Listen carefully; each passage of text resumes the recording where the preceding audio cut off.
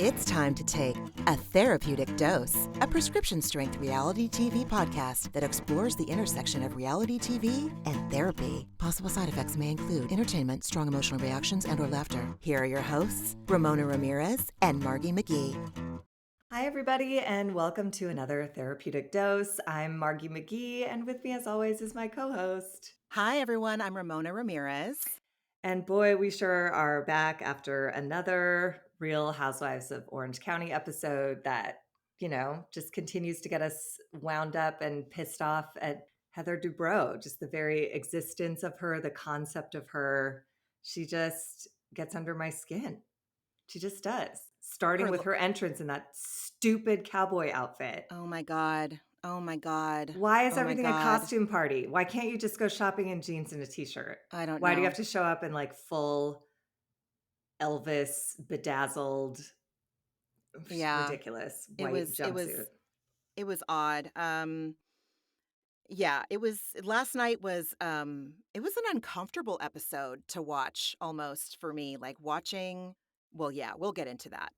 I mean, to me, it just boiled down to like cowboy clothes shopping, cowboy clothes packing, and then like one good scene at the end where everyone said IMDb like it was a drinking game cue, Oh my God. For me, the only impactful moment really was Heather Dubrow saying, "Fuck you." Other than that, I was like, honk shoe, who cares?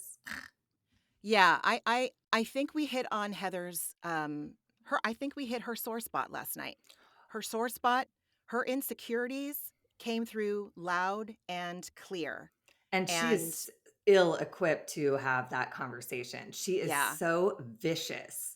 Just trying to, I did not like how she handled that at all. I thought she was so mean and so passive-aggressively shitty, intentionally shitty. Oh, I mean, everything she accuses of everyone else of doing, she 100% got into it. So when they were at a boot barn? Were they at an Orange County boot barn?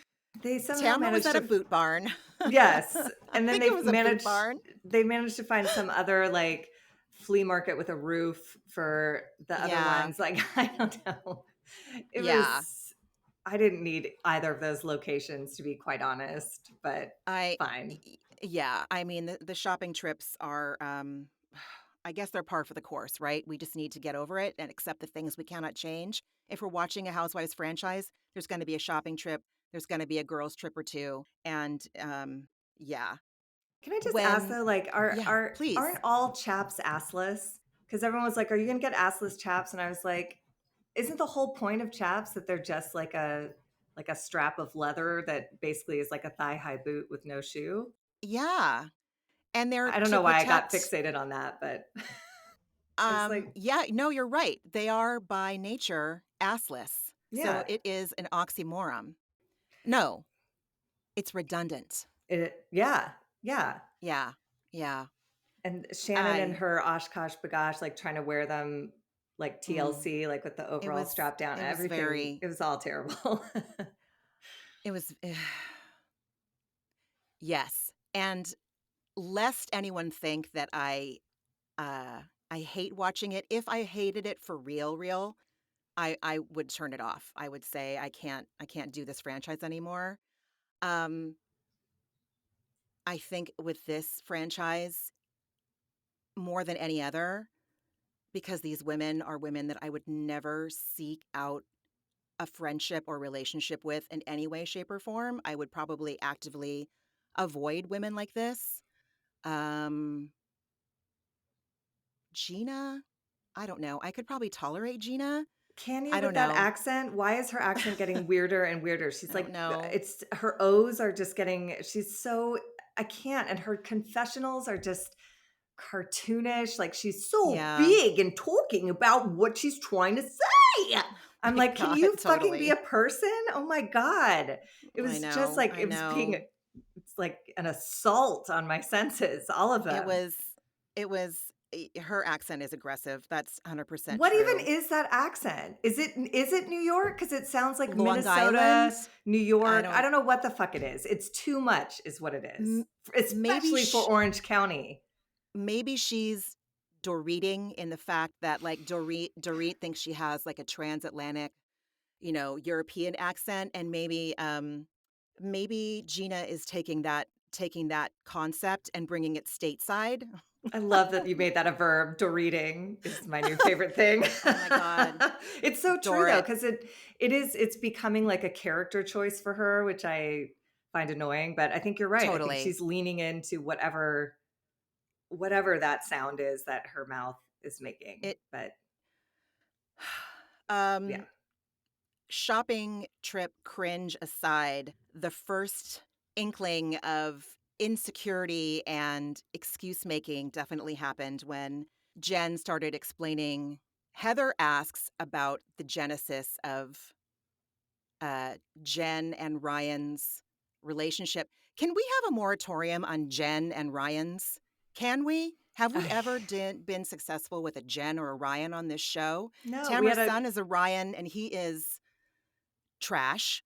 And last year we had a Jen and a Ryan as a couple. Ryan. And they were terrible. Terrible. And yeah, and I these would love people are to. no different. I feel like we've reached our we've reached our Ryan and Jen threshold. However, it's so Orange County, isn't it? Just like Jen and Ryan, just like everything about their names, their look, everything about them is like, again, like how I would draw a cartoon of someone who I think lives in Orange County. So you're 100% right. You're 100% right. Orange County, Ramona, make this your mantra. Orange County is just being Orange County. Orange County is being Orange County. Okay, you're right. That's a perfect way to think about it. Heather's inner critic was seeping out to show on her actual face her displeasure with the answers that Jen was giving her yesterday about how Jen and Ryan's relationship started.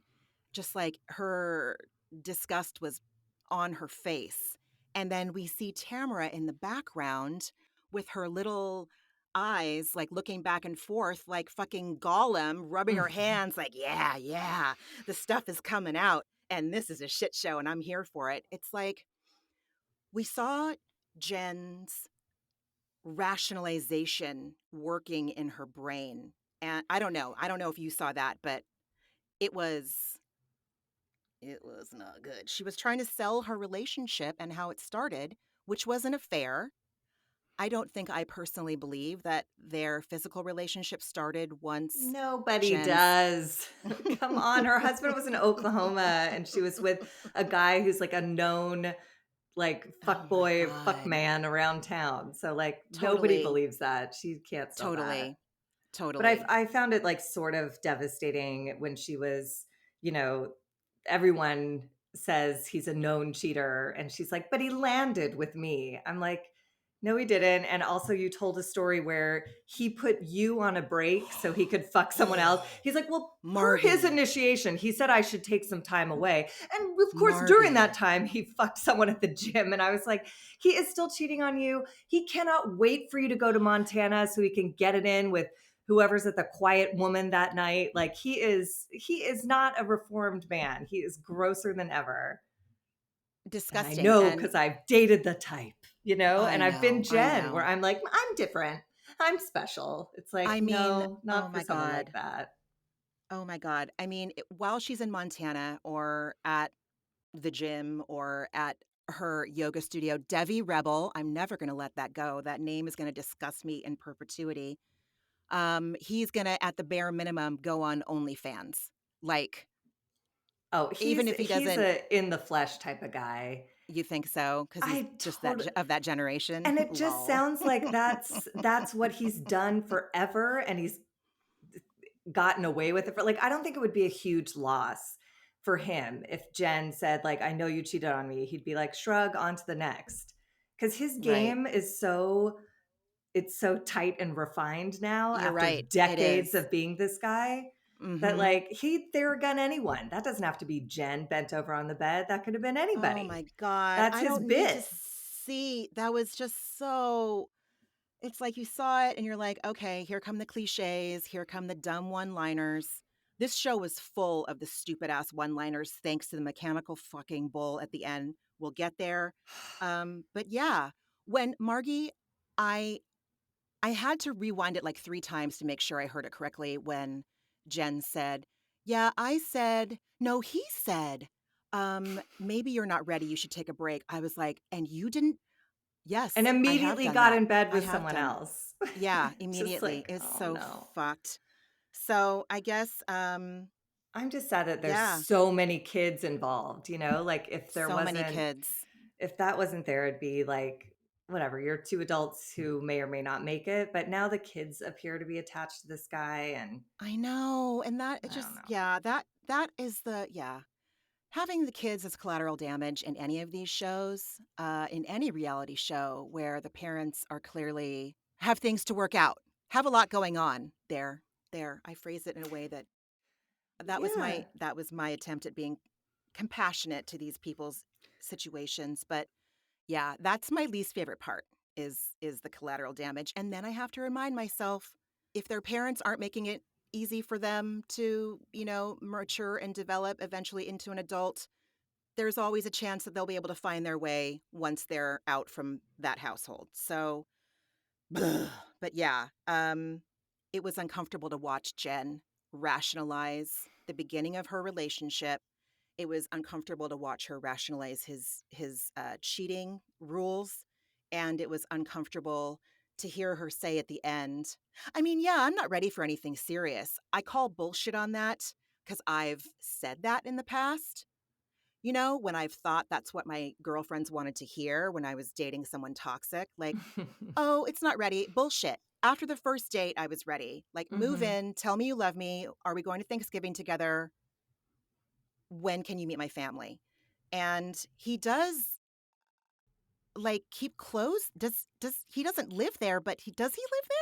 Do they No, live he together? no, Quasi? because remember when her husband is in town, he lives in that house and she goes to stay with him. That's right. Yeah, so That's the right. whole Okay. thing, there's just like some real, Uh, boundary problems like on every level. But yeah, I mean, it just she confronted him and was talking to him about like, I worry about you stepping out on me.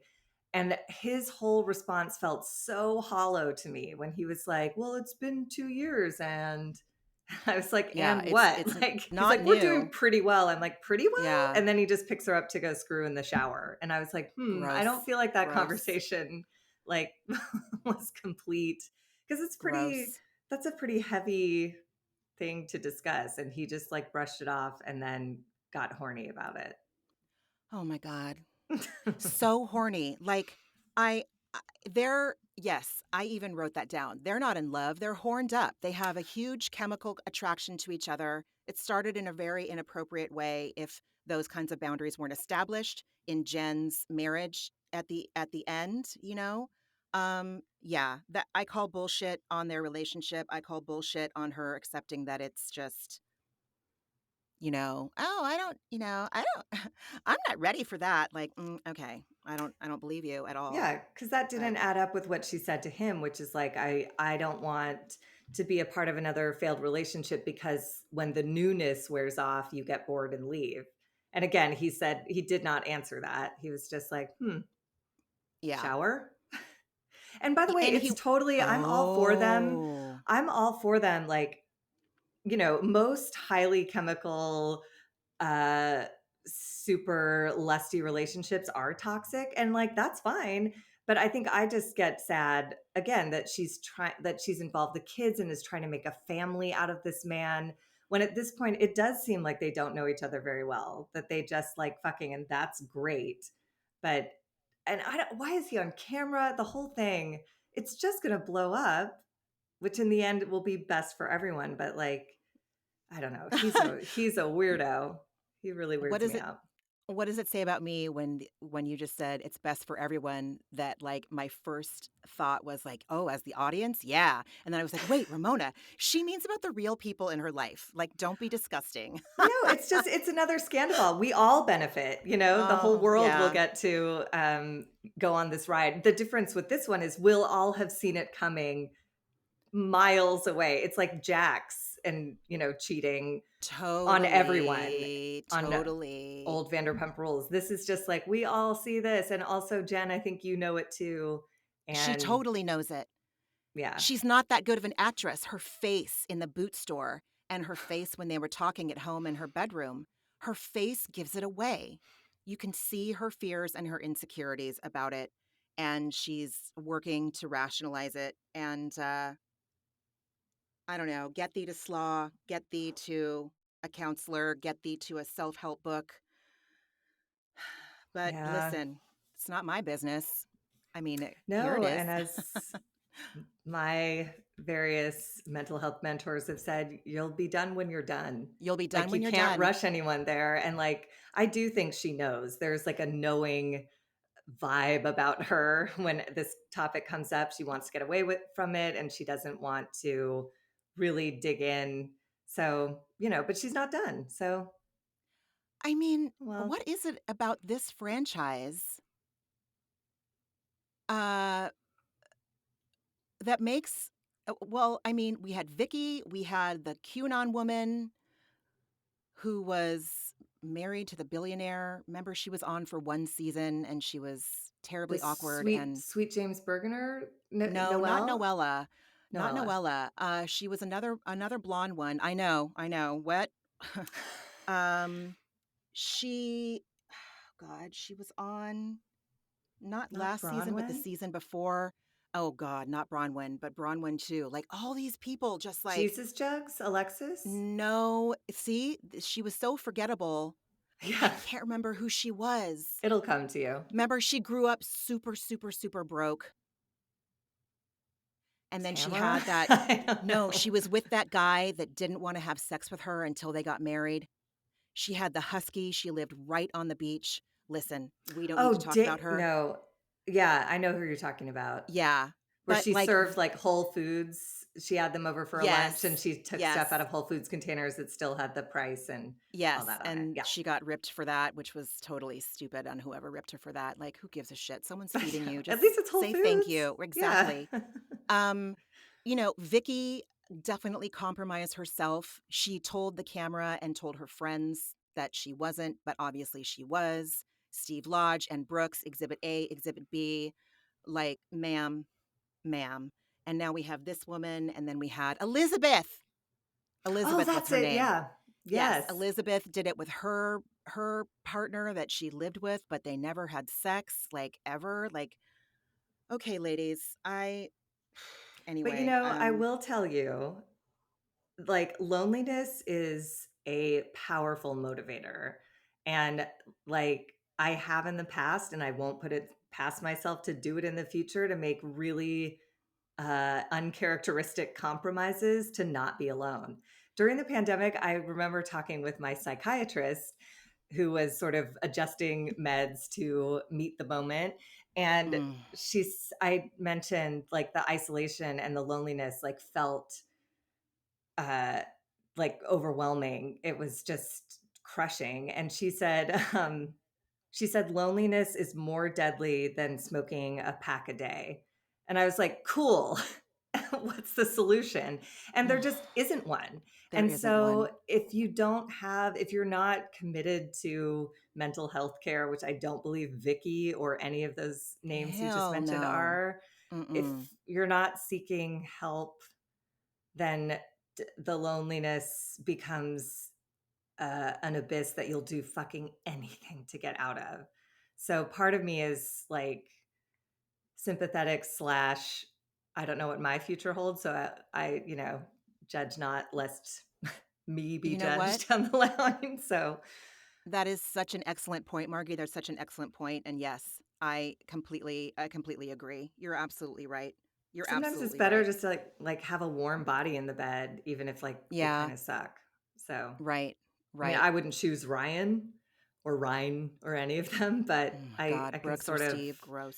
I No. can understand not wanting to be confronted about that because, No, that makes perfect sense. You're absolutely right. You're absolutely right. That is, yes, you're right.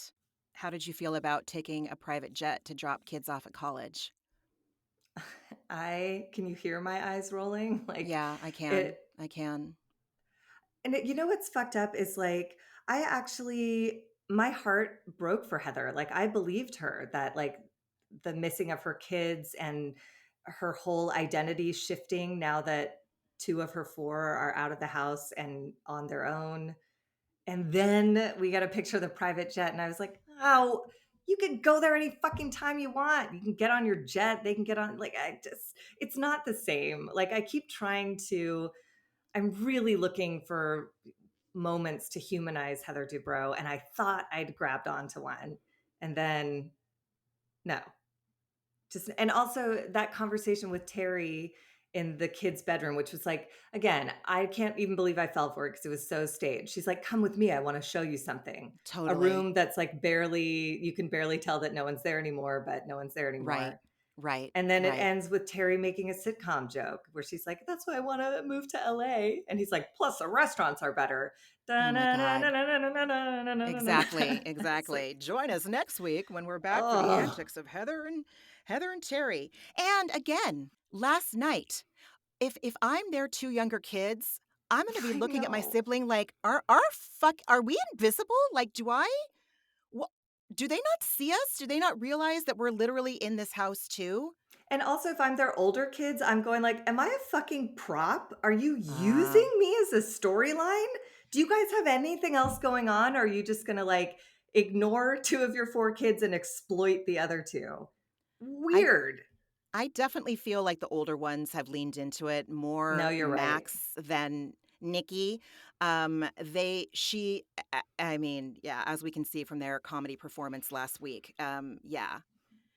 Oh, Jesus Christ. Anyway, They're cute kids. I'm glad they're out of the house and like far away so they can really be on their own. But yeah, sadly, I got like a lump in my throat as Heather was talking about her kids as like treasured friends and all of that language. And then it just became, suddenly I was like, wait a minute, this is a well, written damn it, I fell for scene. it.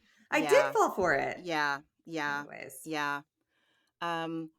I'd be remiss if I didn't bring up Heather's ear cuff. Because like her earring that, In the started, confessional. yes, in her confessional look. So one of my acting teachers in the past, when we were picking out monologues to work on, he would say, pick out something that you wear, not what wears you. And it's never left me. It's never, ever left me. And he wasn't talking about clothes. Sure, he could be talking about clothes. He just meant anything in your life. And Heather was definitely, the earring was wearing Heather. Heather was not wearing the earring. This is not the same as taking a fashion risk or broadening your horizon. It just seemed like I don't know. It was, Everything's a costume, starting with every, her Western wear, oh, moving Jesus, you're into right. that confessional, like, and now that Heather's two kids are gone, she has an edge. This is her LA jam. Exactly. Like, Oh, come yeah. on, lady.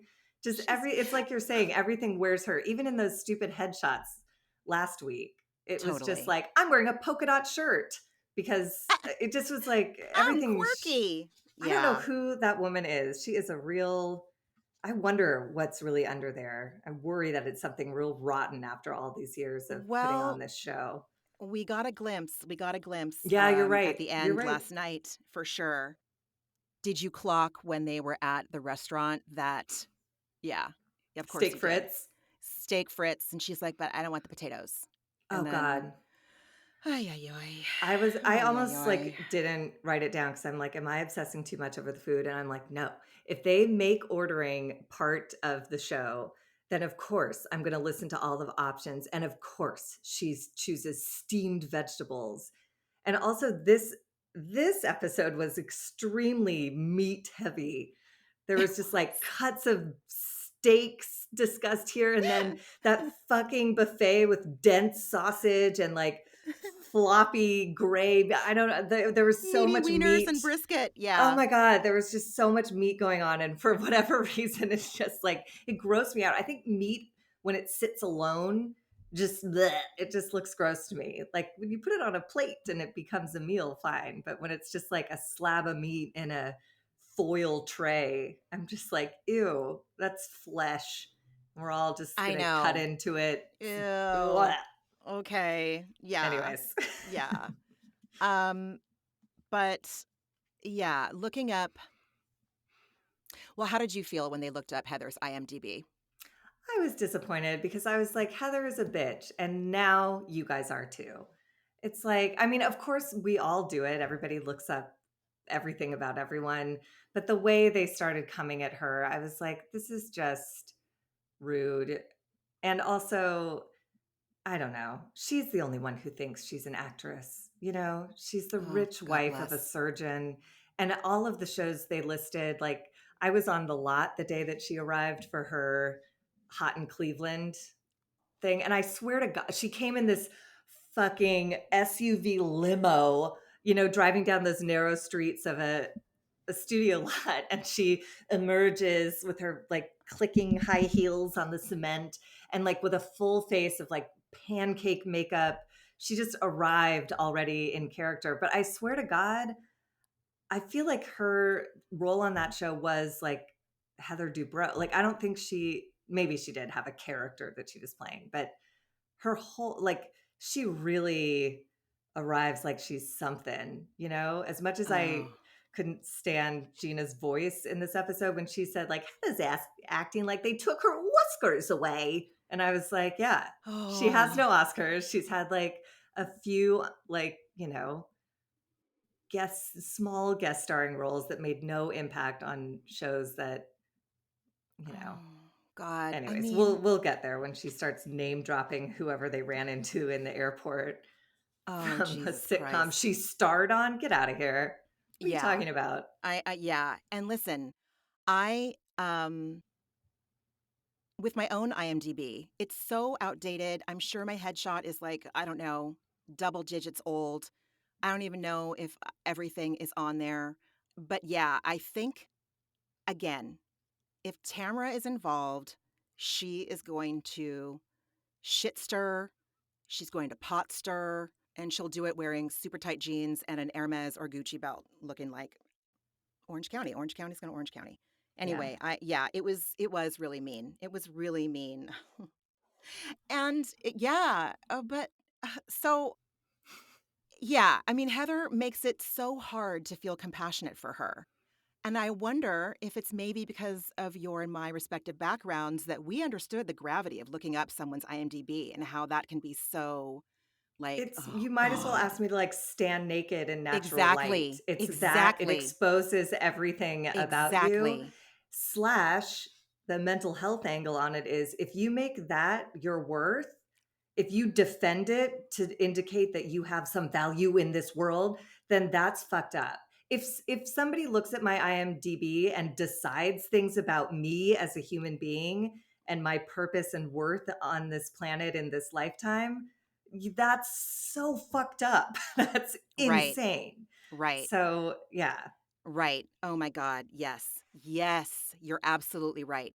You're absolutely right, which is totally like yeah, she really did. She showed us her Achilles heels and her raw spot last night. Yeah. Yep.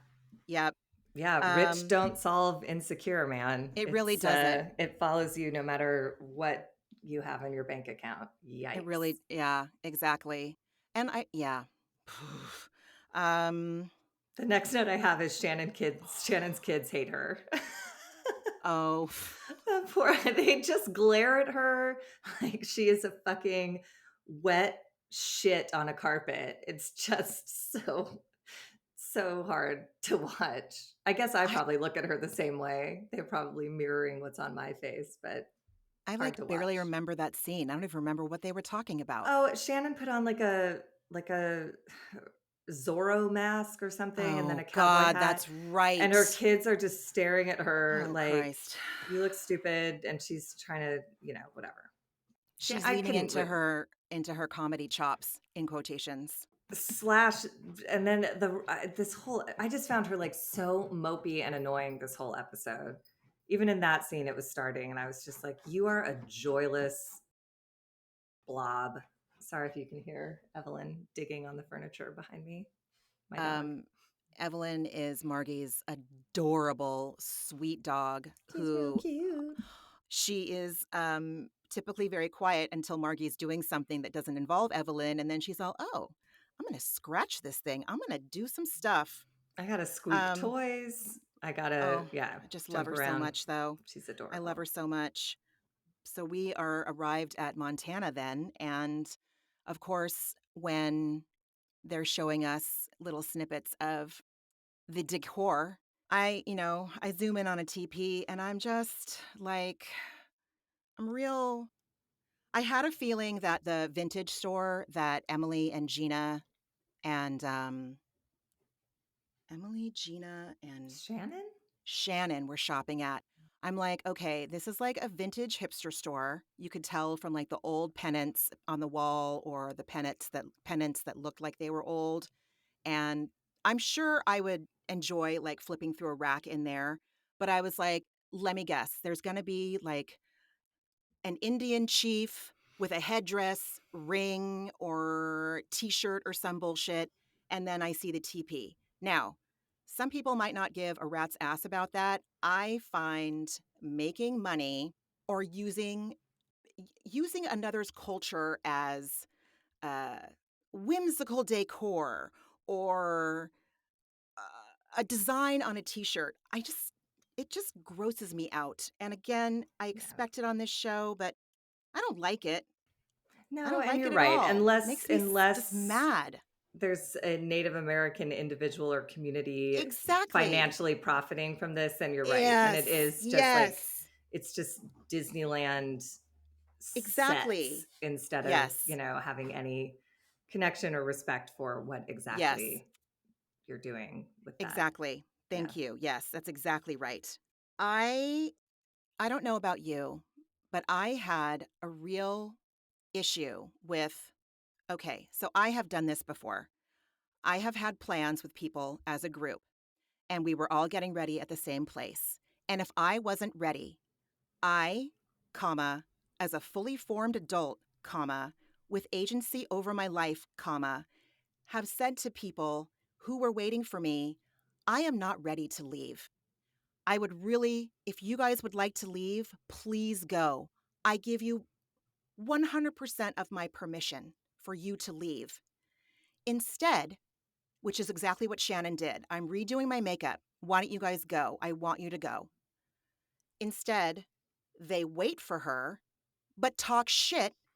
And Heather Dubrow, of all people, says, I just touched up my lipstick. Well, who gives a shit, Heather? Shannon, who is her own person, wants to do a little bit more. So what if you guys are ready? She said to leave. You're the assholes. I agree.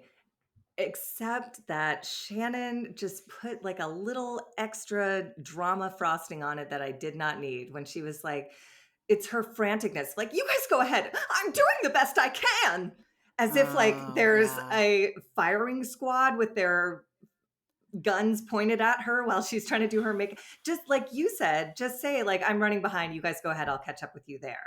Then Right. I would be like, no need to talk shit. But that energy coming off her, it really is like, it's not that serious. You're going to be 5 minutes late.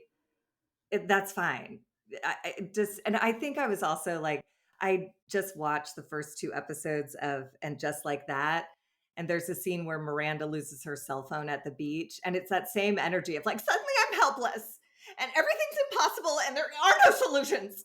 And it's like, you have been on this planet for 50 some odd years. And suddenly not finishing your makeup in time is, I'm doing the best I can. And losing your phone is like cause for you to, you were a lawyer and now you're unraveling on the beach because you can't, like, what the fuck is happening? I know. Just So I have think I was someone in like, call your phone, Miranda. Have someone call your phone. Or just ask like a normal person. Just be like, hey, I lost my phone on the beach. Do you mind if I borrow yours? Instead of like, can you help this frantic, helpless woman who's on a beach and I'm from the East Coast? I've never seen water and sand together. Oh It was my just God. so I think I was on like high alert for like crazy, like insanely out of control white women in situations that do not demand any kind of emotional reaction like that. It's annoying to lose your phone. It's not the end of the world. You're not going to live on the beach now, Miranda. And it's annoying when you're behind and everyone else is ready, but it's not about you're doing the best you can as if like you're trying to raise children on a, Oh, you I know what I get mean? it. It was just like the most, everything's the most, but you're right. They are mean girls. They got in that car and could not wait to like Jesus. I mean, shred they were her. barely out of the hall when No, they were you're looking at right. each They were, other and making eyes. I you're think right. the only reason why I could relate to that scene because I I will share what I am projecting. Again, I am 100% projecting.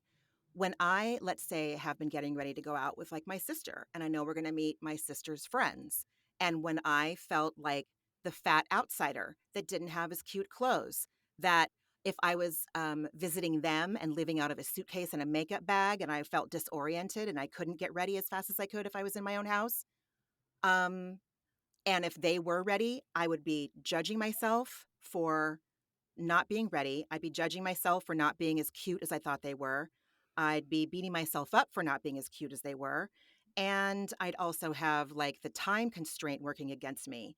So, yeah. And I have probably said, I'm doing the best I can. But when it comes out that way, in that shrill way, it's so hard to give compassion to someone. Well, and mostly And because they weren't barking back at her. She was like, I need more time. And they were like, oh, okay. And then she was like, I'm doing the best I can. They didn't say to her, like, come on, Shannon, you selfish cunt. It just didn't, there wasn't anything to motivate that. That was all coming from inside of Shannon. And it made me like totally. sad and uncomfortable. Yeah, absolutely. And knowing probably knowing that maybe Tamra without Heather would have given compassion to Shannon in that moment or said, "Don't worry about it. 5 more minutes, who cares?" But it felt like if I were Shannon and I knew who I was Hmm. talking to, I'd be really, really like my guard would be up. Like, I can't be human with these women. I have to be perfect because they present as perfect and they're going to judge me. And we all know that of this entire group, I am the one that has the stigma and the reputation of being the one that's unhinged. I mean, Heather made that very clear the first season they were on together, that she cannot be someone that Shannon can trust to have compassion for her or to understand her or even try to be patient with her. You're totally right. And if I was Shannon and I So, heard that Heather Dubrow comment saying like, well, I just touched up my lipstick, oh I would my probably lose God, my shit and be like, of I course you would. just touched up your lipstick because you're married to a plastic surgeon. You're rail thin. You have you have two Ex- assistants who packed for you. Fuck you. Like I would probably lose exactly. my shit too. Exactly. And And Heather sort of like feeds on it. Like it's fucking, it's exactly. delicious for She her. does. She feeds on people's insecurities, and so does Tamara. It's just on Tamara it shows, and on Heather, she's just a little bit more stealthy about it because Until she's the such end a of this great actress. episode when Until we the end of this finally, episode. finally get a look. Exactly. Then we head to the low-hanging fruit of the mechanical fucking bull and riding the bull and lol, put it between your thighs and all this shit. It's so tired. It was so boring. Um, However, I did laugh out loud at Shannon's excuse not to ride when she said, it's too vagina. And for she's whatever reason, I snorted and she said that made me laugh so hard oh because my she really, God. she knew what she was saying and she meant it, but it just came out like, it's too vagina. I was like, okay. And then she goes, I have a bony vagina. And I was like, oh my God, can we move on to the dense sausage, please? I didn't like Tamara's vulva shaming. And I know like I just, women because of the patriarchy and misogyny and capitalism have been taught that their vaginas are disgusting and to be changed and get a vaginoplasty and all that stuff. And like just give it the fuck up, dude. I don't know. Yeah. No. No, Overreacting. no, it's one of those things like I'm a huge fan. I'm a big proponent of plastic surgery if it's something that will make your life richer and fuller and make you enjoy it more. But I also wonder if like now in this, decade era of like porn and OnlyFans, I feel like Mm. I don't know if Mm. it's better or worse, but I feel like people are exposed to all different kinds of looking body parts. So they're, I don't know. I'm sure.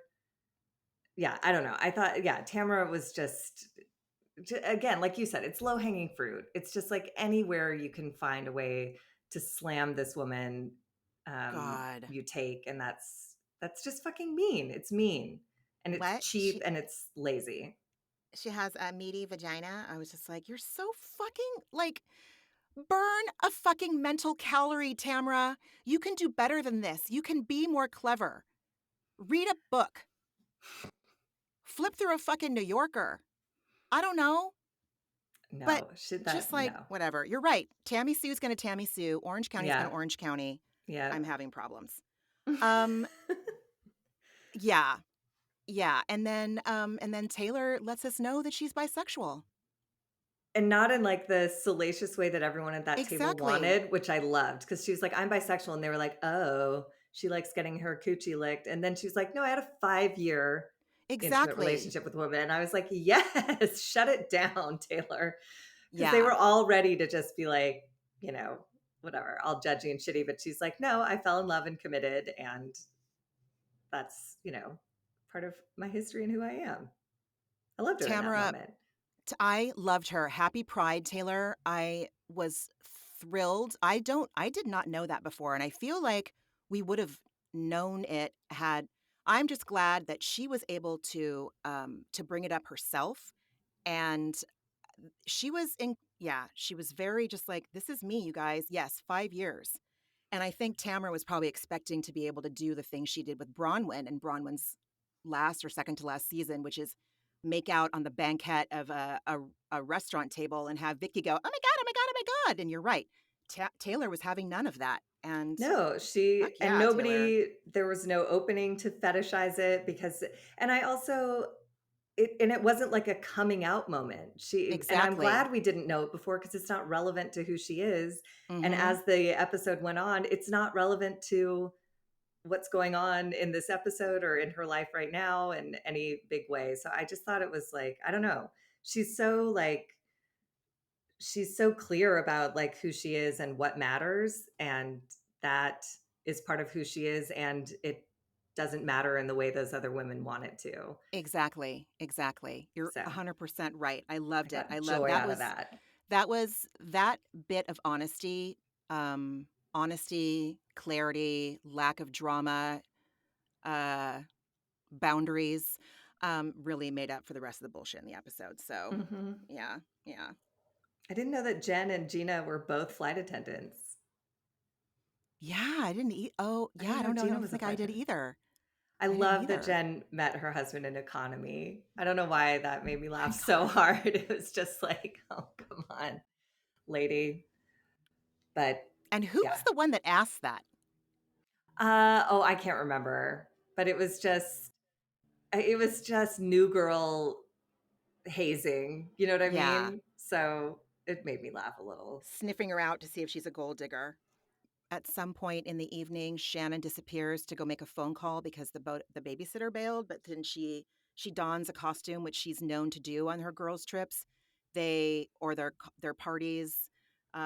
Lest we forget when she and Tamara at the 70s party came out in like full bush whole body suits, complete with a dong. And then when she was in a bear costume. So, okay, staying on brand, Shannon. I just It's wrote okay. stupid, pointless hooker look. Not funny. That's what I wrote. Oh dear. Because it's not funny. I don't know what's funny about that. What am I fucking missing? Because she wasn't being a hilarious character. She was like, I didn't understand the point. And then the night just went on as usual. Then suddenly she's just like doing shots in her fishnets and her feather headpiece. I didn't get I it. There's mean, so much that I just don't get, and it makes me mad. Either like it's make a choice and be funny or just leave it alone. Just have shots. Don't make up yeah, stories and then everyone gossips about John and your kids are like the whole thing was just like it was too much. Made me dizzy. yeah. It felt contrived last night. The bear and the penis thing, stupid, cringy, secondhand Hmm. embarrassment. But last night, yeah, she's trying to create some magic, and it's just backfiring. I hate I hated that Tamra told Shannon to her face, "I love you, I love you," but then she talks shit about her every single opportunity she gets. And I don't care if she's trying to, be a production darling and bring would, bring drama or assholery for our entertainment. It sucks. She sucks as a fucking person, dude. She sucks as a person. No wonder Shannon is apprehensive. Shannon seems like someone who's got a little bit of hypervigilance going on, which I can relate to. And people that are hypervigilant know how to key in on other people's behaviors, even if you don't know what kind of behavior you're displaying to them. And it's just, she's yucky. Tamara's Yeah. And yuck. another thing I learned in therapy over the years was to make sure that me and whoever I'm in a relationship with, romantic or friendship or whatever, that we share a definition of love. Because when I say I Ooh. love you, it means something very different, I discovered, than when certain ex-boyfriends or certain friends meet it. And for Tamara, I do wonder if I love you to her means like, I love you because I can exploit you. I love you because your company's fun until I don't care about you anymore, and then I can just get rid of you real easy. Like, I don't know what I love you means to Tamara. I don't I know love what her you. value system is. It's Oh, not easy to yeah, pin you're down, right. and that's scary. Yeah, you're absolutely right. I love you because we have a shared history. I love you Hmm. because of uh, the Tres Amigas, which I'm sure you've seen. Well, yeah, we don't. I'm sure you've seen the The blog, live the show, the you gossip mean? blogs. My Oh God, no, I saw the outfits, I saw the sombreros, and I was like, I will implode if I even turn the sound on for this. I can't. I just have to act no, like it doesn't exist. It's no. not going to teach me anything new about those women. Um, A and then friend up here, here said, "Should we go see this?" And I clicked on the link, and the tickets were like $150. yeah, And they were performing in Orange County, and I was like, no. No. And it's not like the money went to charity. It wasn't a fundraiser. It's like $150 ticket to watch three drunk white ladies in sombreros not be funny. in sombreros and bolero jackets, looking like they Ay, were going ay, to go to ay. the club and sing to "Toy Soldier" by Martika. That is real old fucking I reference. used to So love that song.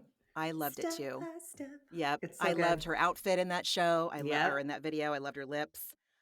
So then we get to the part where this was definitely the best part. I could have watched an entire episode about this. I And hope I next think episode is all this. That's what I you're hope. right. Taylor sees through Heather Dubrow's bullshit. And Heather is untethered by it. She's rocked. And she's scrambling and scratching, and she's just gripping on for dear life to her image and her safe persona that she's created about herself to feel safe. And she Um, tries to put Taylor down to hang on to it. She goes, "Well, this is a exactly. you problem." And Taylor just stands there completely comfortable in the truth. So it doesn't affect her. And I fucking loved it. And her Yeah. her saying like, "This is something you built up in your mind that's not true and is not a problem." And Taylor just stood there because she was like, no, it's look, I know a lot of people are team Heather on this of like, it is unprofessional. Nobody can offer a job like that. But I again, if you know Taylor is inexperienced in the field, then you say yes or no to the offer and ask her to reach out to your agent to make sure all of those logistical things can work out. But you don't shame her and be like, "Hey, stupid idiot, you don't understand anything. It's not your job to Right. give. You're not the director. You're not the producer." And Taylor just stood there unaffected because no, she's not, and she never said she was. She So never said she that's was. not the And argument, Heather. So and she yeah. also never said, "Here, I've got the contract in my back pocket. You sign it and then I'll take it back and they can decide." It's like we all know exactly what Taylor was implying. Yes. Like, "Hey, there's a spot if you want it. There's a spot if Yeah. you're interested." And totally. I did not see Taylor having that feeling of like, are you sure you don't want to do it because it's me and I don't have as many credits as you? I was like, wow, that didn't even occur to me that that's how Taylor would have interpreted it. Yeah. I mean, Heather, yeah. that made perfect sense to me because it did seem like that's what Heather was doing. Is she was like, if you're in the film and you have no experience, then I'm not meant for your film, which is just like gross. And I also don't think she wants to be. It would set her up for comparison of who's the better actor of the two housewives, and I don't think Heather is confident she'd win that battle. So she'd rather just be a bitch, diminish the project, and distance herself from it in a really shitty, rude, condescending way. Which Yuck. is what insecure people do, is they Yep. have to put down other people and put Yep. down other things and flex and show their feathers so that oh, yeah. And it's like, listen, things have changed in the industry. We're in a post-COVID SAG casting self-tape era, you know? I don't know. But I also did kind of love that Taylor was willing to reach out to Heather individually to say, would you like to be a part of this? And then when the producers got wind that she was reluctant, they were like, well, let's just see what she's done. And they were like, oh no, this lady is like, she's expired and she maybe sucks. So we I need to see mean, her audition, which by the way, you know, to quote, like, whatever, sit down, be humble. Like you just said, you set aside your career for 20 years. Put your fucking self oh on tape. You shit, she's own Orange County. You have surely you have a room with a green screen and a professional video crew waiting and readers. Like oh there's my no world God. where that's hard for her to do. But she's just such a fucking egomaniac that she thinks her two lines on Hot in Cleveland 35 years ago that everyone should be, or whatever. What was the name of the show that she No, named? she did. So remember when Gretchen was still on the show and it was it Hot in Cleveland or was it Reba's show where Gretchen or was it Alexis? I don't remember. No, it was all of them. It was They Malibu were Country, all and they all got Malibu offers. Country, thank you. And Heather acts like she was cast because of her chops versus the fact that she was on a very popular Bravo franchise. And so the delusion is thick and real and yeah, yeah. And Yeah. she can also explain all of this stuff without being a horrible see you next Tuesday. You know, she's sanctimonious and self-righteous and a horrible, awful bitch. And she can like put it in a pretty perfect package all she wants with her fucking high ponytail and her fucking Chanel foundation and her bullshit like fucking Chanel rain boots. Like, listen, if I had fuck you money like Heather Dubrow, I'm not gonna go buy shit off the rack. Cough, cough, Dorrit. You know what I mean? And I also don't need, just because something has a Chanel, especially because something doesn't have a Chanel label on it, it doesn't make it automatically fucking cool. No, Anyway. that moment when she was packing was clearly just a parade of like, look what I have. And it Oh was yeah, like, look at we oh see and my nobody cares. God. Oh my God. No, Oh my God.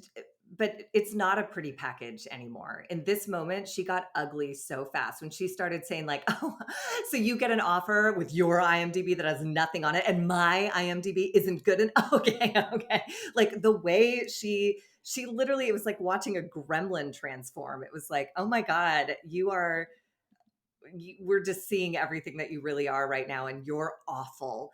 And She's you're awful. awful because you haven't dealt with your insecurities. Like, news alert, Heather, everyone is insecure. It can actually make you incredibly relatable Exactly. and sympathetic and all the things that you want, but this defensiveness about your two lines and starring on a show, what was it called? That's Life. That like I watch TV all the time and I've never heard of it, and I was not aware that you starred on it. I don't know the name of the woman, the writer, the creator who you ran into, that when we ran into Norna Nina Shodarov, I was like, no, and nobody knows who that is. And that's great. Nobody knows who I am. I'm not saying anyone has to know who anyone is, but like, Right. you're embarrassing yourself with this Right. line of defense. Like, the defense is so much more humiliating It than is. just what you think is humiliating about being off the scene for 20 years, which is not Right. humiliating. It's actually like what a lot of parents do. And it's noble if you would let it be, but now you make everything you do hateable because of And this behavior. Ick. exactly. And you're, you know what? She's setting this up. She's setting it up. She's setting it up. She's setting up her future perceived failures in her acting career when she reestablishes herself in Los Angeles, reestablishes her presence, so that we will know, oh, Heather hasn't been doing this for 20 years. So of course, she's not going to get cast in the first thing she auditions for. Of course, it might be harder for her to get something. She's doing it on purpose. Well, Goddamn. and again, she needs to come to terms with the fact that if she gets an audition, it's because she's Heather Dubrow of the Real Housewives of Orange County. It's not because people are like, oh, I know Heather Dubrow. I've worked with her before. She's wonderful on set. What a great actress. So directable. No, it's because you have a name that's kind of fun to put in a promo. And that's great. Build your career however you can. May I be so lucky someday, but don't pretend that like you and Dame Judi Dench are going up for, Oh are my both going on God. tape to be on Oklahoma murder mystery with, like, I don't Oh. know. And the whole moment when she got fixated on the word pedigree, I was like, bitch, you have definitely used that word 100 times. It does not relate 100. only to dogs. It's She a knows that, common, yeah. of course she does. She's just trying to grab onto anything and calling Taylor rude. It's rude for you to look at my IMDb. No, it's a public thing. It's a public website. And you claim to be an actress. That's your business card. What do you mean it's rude? And then she said, God. and you make mountains out of molehills. I was like, look in the mirror. Yeah, Like, what are you doing right now? You are losing your shit because someone looked at something that is in the public domain based on the career that you claim to have and to be reigniting this season. What are you fucking talking about, you absolute narcissistic psycho? She is. I'm so glad the facade is starting to show some cracks. I'm real grateful. Well, and I'm her saying grateful. fuck you was the same as Teresa Giudice flipping a table. To me, that was like, oh, she's out of control. She just cussed and pointed. She's out of control. And I love it. And she admitted at one point that she's better than the role that they offered. And it's like, bitch, you are addicted to the smell of your own farts. And she needs a lot of therapy. She needs a lot of therapy. She could use some lessons in humility. That is not the same thing as humiliation. It is just knowing that you are no better or no worse than another person. Which is a hard concept to understand in the last 6, 7, 8 years. No, especially when money, if you decide that your value and your status is connected to your money, then I think that's why she thinks she should be untouchable. And she said that thing about being better than the role in a confessional, didn't she?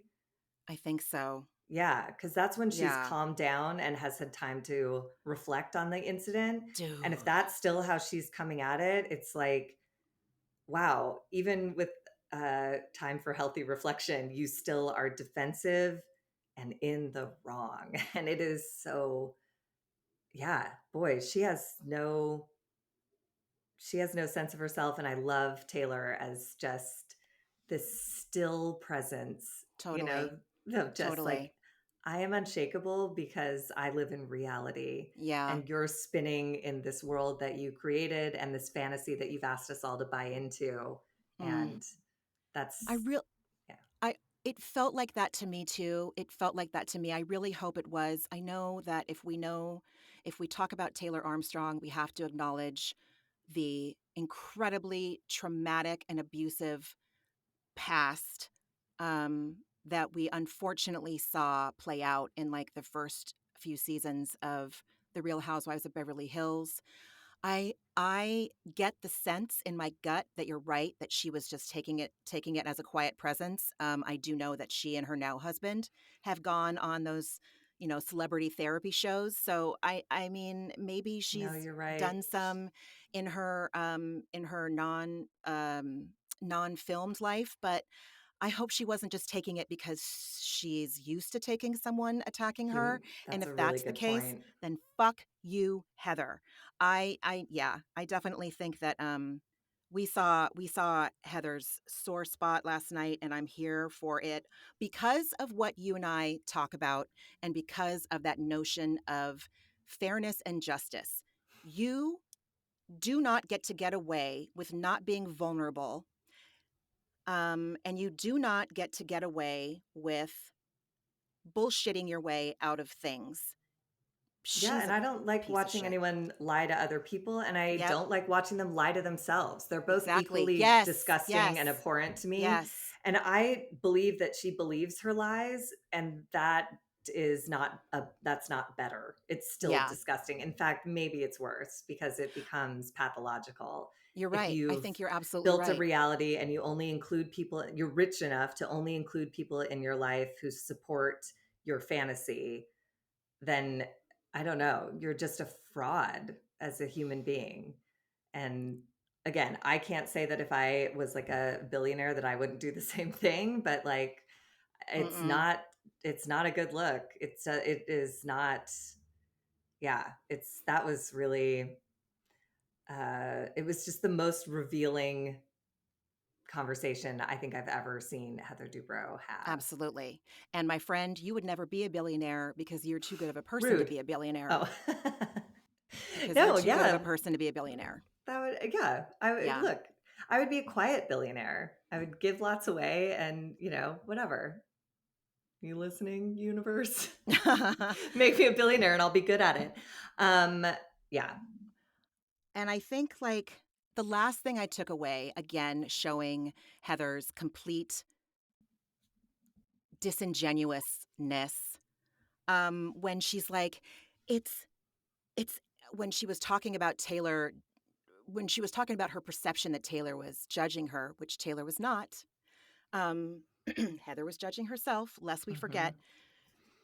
And when she's in her confessional and she's saying it's anti-female, oh, right. bullshit, convenient.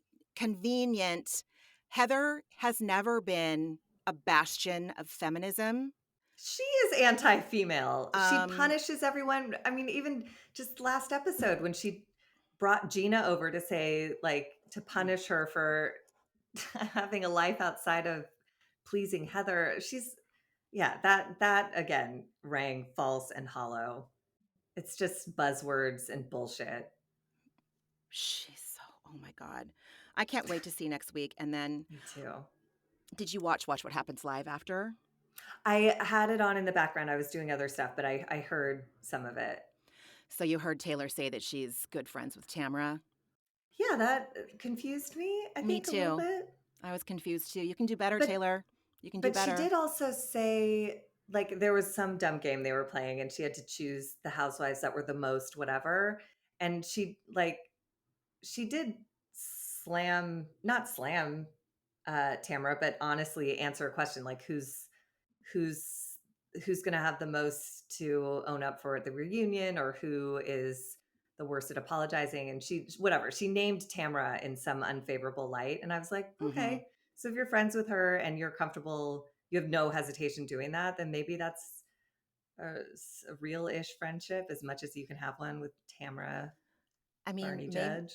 maybe Tamara is the greatest actress of them all, like just going on. Maybe she tells everyone, I'm going to be a real fucking bitch. I don't mean any of it. Producers, you hear that?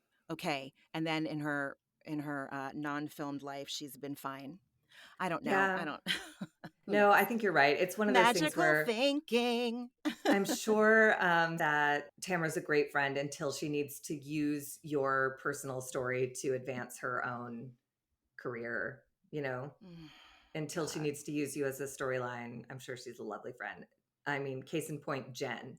Tamara brings her on the show and then is like, you're a cheater and your current Right. boyfriend is a known womanizer. And, I'm just going to destroy you. So, I mean, lest we also forget Naked Wasted from one of the earlier seasons where she tried to have her disgusting son sexually assault a very, very wasted Gretchen Rossi so that the women could hopefully catch Gretchen in a lie that she wasn't actually a gold digger. And That I was would criminal. That was I would love for disgusting. her to acknowledge that, because I can't forget. I know a lot of other people can't forget. She had a perfect opportunity to do it when Andy brought up let's play the naked wasted game when she was on Watch What Happens Live after the premiere. And I was like, oh, she could say right now, it would be so admirable for her to say, and mean, obviously, not just to blow Mhm. smoke, but to mean. Um, that was so inappropriate, and I feel terrible that I did that. Looking back on that, I am mortified with Mhm. myself. And Gretchen, I'm so sorry, and I learned a lot. That's all she Mhm. had to do, and we would have been like, Mhm. "Oh, Andy included. Ooh, okay." But instead, she just leaned into it, and I find that I that wish makes it hard to, Andy yeah. Ugh, I wish Andy had yeah. prompted her a little bit on that front too. I wish he'd, instead of just saying it like it's some cute joke, I wish he'd said, I'm going to give you some time here to talk about what you learned from that moment, or is there anything you want to say? Like, but nobody cares. Andy Cohen is going to Andy Cohen, and that Yeah, is you're so definitely a right. thing that, like, if he's making the bucks, he does not have as high of a moral compass as we would expect from him. And I No, and think that's where it's hard, is that we expect him to have a higher moral compass, and I he just just don't falls think short. he doesn't like critically think about it, because something like that would be cute and fun for him. If like a cute boy went in a bathroom with him when he was so wasted, it'd probably be like fun. But Hmm. I think he maybe doesn't, think about what that experience might be like for someone who's not um Dude. like powerful, in control man, Andy Cohen. Anyways, what do I know? Yeah. So I don't give her a pass for that, and I don't think anyone should Mm-mm. give her a pass for that. And I think that it would be great and behoove her to take some responsibility for it. Oh my God, we have had extra long therapy sessions these last couple episodes We've because needed them. We've been in these women are so crisis. triggering, right? We have been in Yes. crisis. Yeah. And speaking of being in crisis, I know that Margie and I have talked about, we've talked a lot about our respective pasts with therapy and And presents. present. Yes, absolutely. I I have wanted to acknowledge the fact that I can't speak for what it's like to seek out mental health care in another country. I know that trying to find mental health care that is adequate, affordable, consistent, available is incredibly hard in the United States of America. It is an insurmountable barrier to have to transcend, especially if you're thinking that you need to seek out mental health. The last thing you need to do is spend a million hours on the phone, returning phone calls on your computer with your insurance company, if you even have insurance. If you even have insurance, this country does not make it easy to find mental health care. Insurance companies can eat a big, fat, festering dick. It is a feature, not a bug.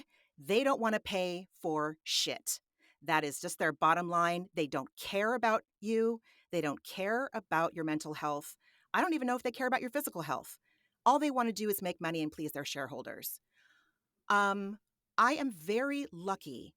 I am very privileged in that I am able to see my providers with the help of the health insurance I get through my husband's employment. But I wanted to say it has not always been like that. When I first started going to therapy and had to seek it out on my own, I was in college. I was broke. Um, I found therapists that had sliding scales. I found therapists in training that were working towards getting their whatever their last credentials were that they needed. Like, I don't know if they had to do a certain amount of hours. Um, and so if you find yourself in a situation where finding mental health care feels impossible and insurmountable, I just want to promise you that it's going to be, it could be hard. It could be time consuming. I promise you it's out there. I don't know. I used to go to this place in Beverly Hills when I was broke, called the Maple Center. And they set me up with a therapist that was working on their hours. Um, and I was able to see her for a very affordable price. Um, Sliding scales. If you're having, if the pain in your life is from someone else's drinking or drug use, I can't recommend Al-Anon enough. If you're having money problems, you can seek out. Here's the thing. There is a 12-step program for anything, and they're all free. Even if you just go to a meeting and sit and listen, or log on to a meeting and sit and listen, you're still going to relate to at least one thing that someone has to say, and it is free. And the feeling of being with other people that understand where you are in that moment is so powerful and profound and healing. And so yeah, if you have issues with your dating relationships or sex or any part of love or food, smoking, drinking, obviously, or someone else's drinking, there are a whole host of 12-step rooms you can go to. Just, and I get that it's hard. It's a feature, not a bug. It sucks so bad. I wish it was different. Hopefully it will be different someday. That's part of the reason why Margee and I wanted to do this podcast, is because we want to normalize talking about mental health, just like you normalize talking about, I had a broken leg, had to go to the hospital. Oh, my kid had appendicitis, had to go get his appendix taken out. It's expensive here. Therapists that do take insurance don't always have time to see you every week. It fucking sucks. I am not saying that it doesn't. And I am extremely appreciative of the access I have to the therapeutic treatments that I'm doing right now. And it does not go without saying that I know what it's like when I don't have access. But there is always a way to have access. Like, I don't want people to feel hopeless about it. Yes. It's really like, if you want therapy, usually in my experience, I started therapy from a place of crisis, and I called someone I found in the phone book. I couldn't afford her rate. She referred me to someone who worked on a sliding scale. Yep. So like, it's a community like anything else is, and if you need help, they are there to assist you to find help that works for you, whatever your financial status, insurance status, whatever. There's always something, and it's people are usually like honored to be asked if to help. So Exactly. yeah, I don't want Exactly. yeah. Yes, you're absolutely Especially right. when I'm depressed and everything feels hopeless anyways. It's like, well, Exactly. this too? It's like, no, there's a Exactly. way. There's a way. There's a Exactly. path. And that's such a great point, because yeah, it's true. If you do call a therapist and they can't take you, they are usually happy to refer you to someone who can, or they have resources that we don't have access to because they're dialed Mhm. in. So Yep. yes, please don't lose hope. Please keep going. And yeah, it's hard. It's hard work. It's hard work, but it's worth it in the end. Yeah. Yeah. I was watching, there's a new documentary on Netflix about American gladiators, and it's kind of ridiculous the first couple episodes. But in the last episode, it really focuses in on what it's like, the emotional impact of a chapter in your life closing. And so many of them were all on their way to being addicted to drugs and alcohol. Mm. And there was one moment where one of these huge, oh, by the way, one of them hit their bottom at the Quiet Woman. I died laughing when he was Oh my like, I blacked God. out and I beat someone up at the Quiet Woman. Nothing good happens at the Quiet Woman. I was like, oh my He's God, not wrong. He's not he's not wrong. wrong. But one of them, in with his voice breaking, said, like, I'm this huge man, and I was lying on the floor, and the hardest thing I ever had to do in my life was say, I need help. Mm. And to me, that was just like so profound, because we all, whether we are physically built like that, we all build up, or I shouldn't speak for everyone else. I build up this image of like, I got this, I'm self-sufficient. Nobody needs to worry about me. I am not a burden. I will not be a burden. I got this. I'm fine. Um, and just to see like a giant man, talk about the only way he found his way back to a life that made sense to him was by saying, I need help. And now he Yeah. said, you know, he lives a life motivated by gratitude and humility, and his family is proud of him. And it has nothing to do with the fame and fortune, relative fortune of, you know, his American Gladiator life. Anyways, it's the last episode is a lovely testament to Oh God, I never would have. crisis and mental health care. So the I first never would have seen couple that episodes are coming. ridiculous. Yeah, me neither. I just had it I playing in love the that background while though. I was doing other shit. And then all of a Mm-hmm. sudden, that last hour, I was like, oh my God, this is gorgeous. These people are, you know, it's what happens when strength and beauty and interest fades. You have to figure out who the fuck you really are and what you really care about. And that's hard. And Exactly. I hate it. And I, you know, I run from it until I can't, you know? So it was interesting to see And these I feel people. like, as in my close and even not so close circle of friends and acquaintances, um, there are a handful of people with some like body health issues, but I know way more people that have mental health issues on whatever, you know, on either side of the spectrum, you know, and it's got to be acknowledged and talked about. Um, my body feels physically better when I feel better mentally. Yeah. So it's so important to take care of your feelings and your thoughts about yourself and acknowledging your insecurities. And if you don't, you could end up like Heather Dubrow without the money necessarily, because Oh you need my a Terry God. for that. Good Lord. Yeah, no shit. I was gonna see, so I read these like daily meditation books, and this one today, the last little bit of it says, today I will acknowledge that I have many positive qualities and I will share one or two of these with a friend. All progress Oh, must grow from a seed of self-appreciation. So I thought maybe we share with each other two the positive qualities about ourselves. I love that so much. I love that Yeah. so much. Do you want to start? Oh fuck. No. I I'm didn't like, let me think, consider let me what those think, things let me might think. be. I mean, I can be um I can when I make a decision to be, I can be resilient and optimistic in a truthful way. You know, I have a lot of depression and Totally. anxiety to like bob and weave around to get there, but when I make the decision to do that, I am resilient and optimistic. And you're a wonderful friend. Oh, same. Um, Thank you. I am happy and willing to admit when I'm wrong. I'm happy and willing to admit when I'm wrong.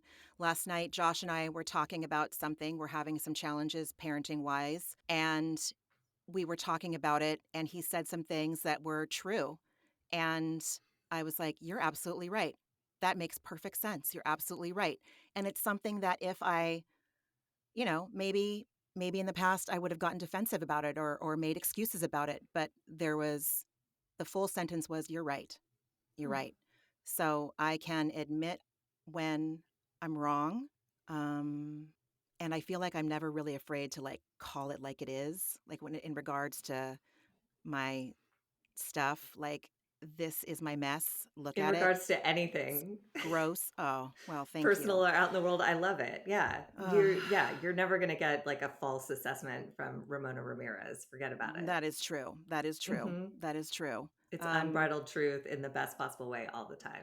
Thank you. And I mean, my Thank you. motivation for that is to make other people feel like they are not by themselves. Like, yeah. And to put people How, in their place when they're like acting in no. an inhumane fashion, you know? Yeah, I can do that So, too. I don't always yeah. wield my powers for good. No, that is, I think Maybe it's there's for the good in good that. in the long run, but it might Yes. hurt at first. Mm. Hmm. Well, I love that, Margie. I love that. That was great. Yeah. Um, well, guys, again, we have gone grossly over. And if someone had told me we'd be going over our time for Orange County as opposed to Scandival, I would have been like, are you fucking kidding me? But clearly, we are triggered. Again, this is going to be an ongoing project and process for us to figure out more why. But yes, yeah, Margee, this is the therapeutic, like the Heather Dubrow diagnosis, and I don't know what the treatment is yet. So we'll just keep coming back and do it again next week. Yeah, maybe we'll reach our rock bottom with our Heather Dubrow we got to go to the Quiet Woman. Apparently, we got to go. that's Oh where my it all God, goes Margee, down. should we go to the Quiet Woman? Maybe No, one day we'll we go to the Quiet shouldn't. Woman. It sounds terrible. We would just be sitting in a room of these women, and we would be miserable that we drove an hour to like get there. Forget it. Like, how many tight jeans and platform shoes and Hermes belts can I see in one sitting? Yeah, you're right. I don't need to go to the Quiet Woman. They're like, what? You want carbs with your steak? We're like, yes. I would like potatoes. Frites. That's how they say gravy. frites in fucking Orange County is frites. Steak that's all frites. I need to know. At first, I thought that's what Tamara was reacting to, was the fact that the waitress said Fritz, or someone said Fritz. The waitress said it. Oh, I was all, oh no, they're just reacting to the fact that a frit is a carb. Steak Fritz. My God. Anyway, Margee, as always, it is the highlight of my week to see your beautiful face and have this time to talk with you. Yeah, this is like therapy, next level therapy. It is healing and it is connecting and it's everything that I could ask for. So thank you for taking this time, and thank everybody else for sitting and listening with to us. And we'll do it. We'll see you for some more therapeutic dosing next week. And if you want to reach out to us for whatever reason at all, you can always email us at atherapeuticdose@gmail.com or find us on Instagram at atherapeuticdose. All right, everyone, thank you so much for listening. We'll be back next week. Have a wonderful Independence Day holiday.